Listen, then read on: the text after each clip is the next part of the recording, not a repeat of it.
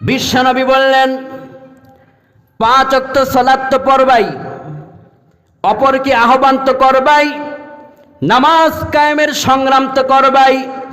তো কোনো একজন মানুষ যদি শুধুমাত্র ফজরের সালাতে 2 রাকাত সুন্নতের নামাজে সেজদা করতে পারে, মুসলিমের বর্ণনায় আল্লাহর হাবিব কয়, মান সাল্লা রাকাতাল ফজর খায়রুম মিনাদ দুনিয়া ওয়া মা ফিহা। ফজরের 2 রাকাত সুন্নত যদি কেউ আদায় করতে পেরেছে, ওই 2 রাকাত সুন্নত যদি এক পাল্লায় দেয়া হয়, তামাম দুনিয়া যদি অপর পাল্লায় দেয়া হয়, ফজরের 2 রাকাত নামাজের মূল্য তামাম দুনিয়া থেকে 2 রাকাত নামাজের মূল্য আল্লাহর কাছে বেশি ভারী হয়ে যাবে।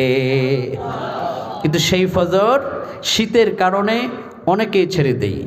আজকের পর থেকে যেন না ছুটে, ইনশাআল্লাহ। কোন এখানে অনেক কৃষক আছেন না, কৃষক, আপনাকে আমি বলি, আপনার ফসলগুলো আপনি চান যে ভালো একটা ফসল হোক, আপনার মুখে হাসি ফুটুক, যদি এটা চান, বাবা আমি আপনাকে দয়া করে অনুরোধ করে বলবো যে সকলে ফজরের সালাতে জেগে এই চিন্তা করবেন যে আজকে ফজরের মাধ্যমে দিনের প্রথম কাজটা আমি শুরু করব, এই নিয়ত করে। বিশ্বনবী কয়, মান সাল্লাস সুবহা ফাহুয়া ফি যিম্মাতুল্লাহ। সকালের ফজরে যে দাঁড়িয়েছে নামাজে, পুরাটা দিন তাকে নিরাপত্তার দায়িত্ব আল্লাহর কুদরত গ্রহণ করে ফেলে। সকালে কাজে যাবেন, ফজরের নামাজটা পড়ে তারপরে যান। দোকানে যাবেন, ফজরের নামাজটা পড়ে যান। আমার দেশের মুসলমানের কপাল পড়েছে এই কারণে, আমরা ব্যবসা বাণিজ্য খুলি সকাল 11টায়, অফিস খুলি সকাল 10টায়, অথচ উন্নত বিশ্বে যখন আপনি সফর করবেন দেখবেন রাত 7টা 8টার মধ্যে সব ক্লোজ হয়ে যায়। রাতে তাড়াতাড়ি ঘুমায়, সকালে তাড়াতাড়ি জেগে সকাল থেকে তারা কাজ শুরু করে। যে যত দ্রুত সকালে জাগে তার কর্ম, তার নিয়ামতে তত বেশি বরকত হয়। আপনি যদি নামাজ নাও পড়েন, সকালে জাগেন, জেগে দেখবেন কতটা বরকত হয়। একটু হাঁটাহাঁটি করেন, দৈনিক নিম্নে 40 মিনিট তো আপনাকে হাঁটতেই হবে। বাঁচার জন্য তো আপনার শারীরিক ব্যায়াম করতেই হবে। শুধু শুয়ে না থেকে দৈনিক ফজরের সালাতটা পড়ুন, এরপরে একটু হাঁটাহাঁটি করুন, নাস্তা পানি করে অফিস সেখানে যান, দোকানদারি সেখানে যান, মাঠে কাজ করবেন সেখানে যান, নামাজটা পড়ে আপনি কাজে যান, দেখবেন ওই দিন কতটা বরকত পাবেন এটা কল্পনাও করে শেষ করতে পারবেন না। কোন আল্লাহু আকবার। এজন্য আমি অনুরোধ করব, সকালের ফজরে যেন আমরা জাগি। সকালে যখন মুয়াজ্জিন আজান দেয়, মুয়াজ্জিনের কণ্ঠ শুনে আপনার বাড়ির পাশে গাছের ভিতরে ছোট্ট পাখির, গাছের ভিতরে যেই পাখির বাসায় পাখিটা থাকে, সেই পাখি জেগে তার রবকে ডাকে। বাড়ির পাশে যেই কুকুরটা থাকে, কুকুর জেগে তার মালিককে ডাকে। বিড়াল থাকে, ওই বিড়ালটা জেগে তার মালিকের প্রশংসা করে। ঘরের ভিতরে যত ছোট্ট ছোট্ট পোকা মাকড়গুলো থাকে দেখবেন জেগে জেগে হাঁটাহাঁটি করছে। নবীজি কয়, বিড়াল জেগে সকালবেলায় তোমার রবকে স্মরণ করলো, কুকুর জেগে তোমার রবকে স্মরণ করলো, পাখির ভিতরের বাসার ছোট্ট পাখিটা রবকে স্মরণ করলো, অথচ সৃষ্টির সেরা বানায় দেওয়া হলো, তুমি নাক ডেকে ঘুমাও। এরকম আছে না যুবক? রাত 2টায় Free Fire, PUBG, TikTok, Instagram, YouTube আর জিএফকে মেসেজ দেওয়া, এটা ঠিকই তুমি পারলা, কিন্তু ফজরে তুমি জাগতে পারলা না। আমি তো বলি, বর্তমানে সবচেয়ে বীর যোদ্ধা, সাহসী বীর যুবক হচ্ছে সেই যুবক যে ফজরের সময় ঠান্ডা পানি দিয়ে ওযু করে মসজিদে যেতে পারে। ওর মতো সাহসী যুবক আর কেউ হতে পারে না। যুবক পায়ে ধরে বলে যাই, ফজরের নামাজটা ছাইরেন না। রাত 3টা পর্যন্ত জাগলেন, ইউটিউব, ফেসবুক সব জায়গায় সময় দিলেন, আর ফজরের সময় জেগে একটু আল্লাহকে সেজদা করতে পারবেন না। আপনি সাহস করুন যে আমি রাত 3টা পর্যন্ত জেগে যদি ফেসবুক ইউজ করতে পারি, ইনস্টাগ্রামে থাকতে পারি, টিকটকে থাকতে পারি, আশেপাশের খেলার আড্ডায় থাকতে পারি, তো আমি পুরুষ, আমি যুবক দেখায় দিব ফজরের সময় সবার আগে জেগে মসজিদে গিয়ে আমি দেখাই দিব আমি পারি। ইনশাআল্লাহ বলে। এখানে যত যুবক ভাইরা এসেছেন পায়ে ধরে বলে যাই, এখন থেকে ফজরের নামাজটা কেউ ছাড়বো না ইনশাআল্লাহ। এবং যত যুবকের বাবা আছে, বৃদ্ধ, মা আছেন বৃদ্ধা, ওই যুবকদেরকে আমি বলবো ফজরের সময় সালাত তো পড়বেনই, তো ওই সময় একটা জান্নাতের টিকিট নেবেন মায়ের বাবার সেবা করে। ঘুম থেকে জেগে ঠান্ডা পানিটাকে গরম করবেন, নিজে নিজে গরম করে বৃদ্ধ বাবাকে গিয়ে বলবেন, আব্বা দয়া করে ওঠেন, মসজিদের হুজুর আজান দিয়েছে, পানিটা গরম করলাম, আপনি অজু করে আসেন, দুই বাপ বেটা মসজিদে যাই। আম্মা আপনি ওঠেন, আপনার জন্য গরম পানি করেছি। ও যুবক, তোমার ছোট্ট 1 পোয়া, আধা কেজি, 1 কেজি গরম পানি পেয়ে তোমার মা বাবা খুশি হয়ে যেই দোয়াটা করবে, কিসমত ভাগ্যের দরজা খুলে যাবে।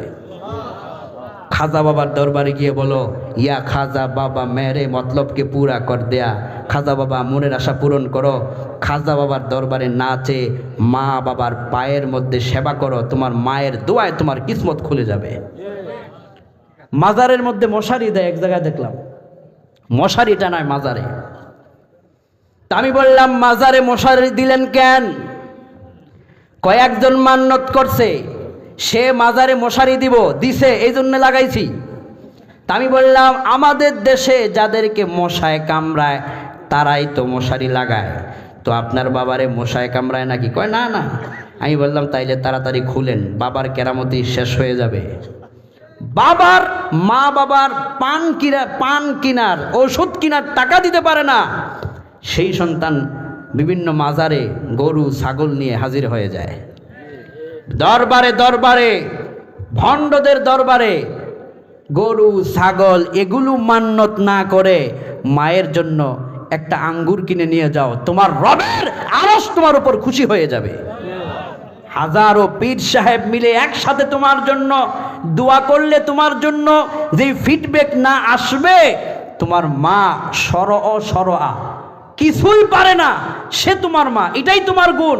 ওই অশিক্ষিত মা যদি তোমার জন্য দোয়া করে, পীর সাহেবদের দোয়ার আগে মায়ের দোয়া কবুল হয়ে যাবে। মায়ের কাছে যাও, দোয়া চাও। এই জন্য সকালবেলায় যুবকদেরকে বলবো, যার মা বৃদ্ধা, বাবা বৃদ্ধ, ঘুম থেকে জেগে পানিটা একটু গরম করে, মা পানিটা গরম করেছি, একটু ওযু করেন। আপনার মা এই গরম পানি পেয়ে যে কত চোখের পানি ফেলবে, দোয়া করবে, কিসমতের দরজা খুলে দিবেন যিনি, তিনি কে? এখানে যত যুবক আছি এভাবে করে মায়ের সেবাটা করবো তো ইনশাআল্লাহ।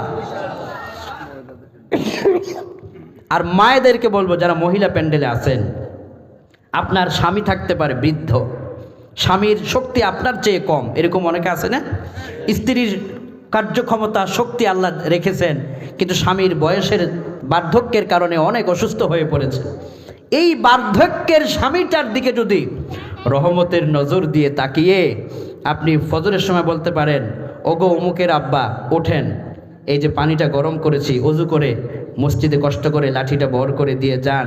ও মা, আপনি আপনার স্বামীর যে খেদমতটা করলেন, উনি যে আপনার এই গরম পানি পেয়ে লাঠিতে ভর করে মসজিদে ফজরের সময় গেল, যতটা সেজদা দিল, রুকু দিল, তেলাওয়াত করলেন, তাসবিহ তাহমিদ যা করলেন, মা আপনার আমলনামায় এর অর্ধাংশ সওয়াব পৌঁছে দিবেন যিনি, তিনি কে?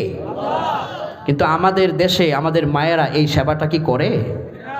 বরং আমরা আগের সময় দেখেছি, যখন গৌরীপুর বা বিভিন্ন বাজারে যদি কোনো একজন হুজুর, কোনো একজন দাড়িওয়ালা মুরব্বী, যদি কেউ কোনো মহিলা দেখতেন, একটা পাশে দাঁড়িয়ে মুরব্বী গেলে এরপরে তিনি যেতেন। আর এখনকার সময়ে মহিলার জন্য আমাদের দাঁড়ায় থাকতে হয়।